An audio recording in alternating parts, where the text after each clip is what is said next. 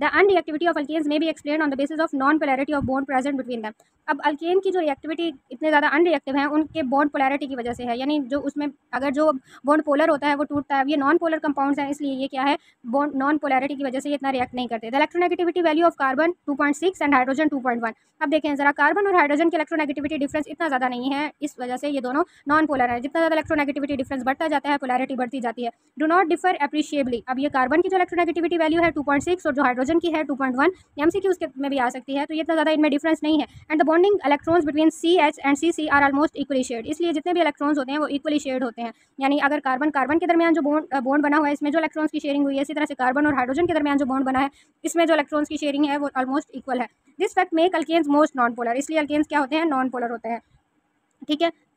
अब यहाँ पे एक और क्वेश्चन बनता है कि रीज़न ऑफ अनरिएक्टिविटी या non polar nature of alkanes. Non polarity कह लो या non polar nature of alkanes, वो किस वजह से होती है, क्योंकि कार्बन और हाइड्रोजन में इलेक्ट्रोनेगेटिविटी डिफरेंस बहुत कम होता है। तो ये यहाँ तक बनेगा। This fact makes alkane most non polar.